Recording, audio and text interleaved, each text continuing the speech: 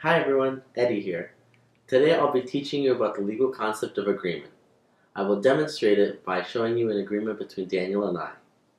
Agreement is comprised of two elements of contracts, offer and acceptance. First, let's talk about offer. Offer is what initiates a contract. It is the proposal to make a deal between two parties. The offerer is the person who makes the offer, while the offeree is the person who the offer is made to. Daniel will be the offerer, and I will be the offeree. Offer must have serious intention, definite terms, and communication. To have serious intention is to have enough resolve and purpose to be bound by a contract. You must want to be a part of the contract for sure.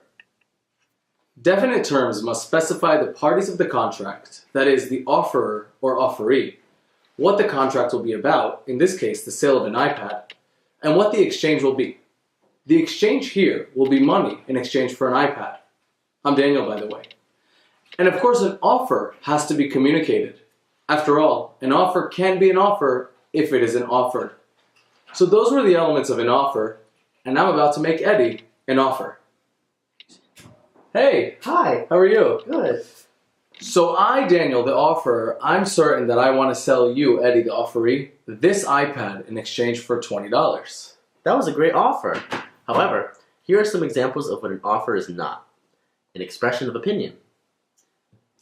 I think my iPad is worth $20. Statement of intention. I want to sell this iPad. An auction. This iPad is up for auction. Do I hear $20? Do I hear 25? 25. 25? Going once, going twice, sold. Or an advertisement. Let's see what's going on these days on the internet. Ooh, look at that deal on an iPad. I will now demonstrate acceptance. Acceptance must be unequivocal and affirmative in response to an offer. I will be accepting the offer and entering a contract with Daniel. To accept my offer, Eddie must apply the mirror image rule and accept it in the same manner that I offered to begin with. So he'll orally accept. If he doesn't do this, he would then be making a counteroffer, which would then flip our roles. And a counteroffer, which by the way I will not be accepting, would sound something like this. No, I will not buy your iPad for $20. Well, that's a shame. I will pay you $15 in exchange for your iPad. I, Eddie, accept this offer made by you, Daniel, to buy your iPad for $20. All right, let's do it. It's coming off a little cheap. There we go. Oh, this iPad is broken anyway. We have achieved an agreement. But what if I stayed silent?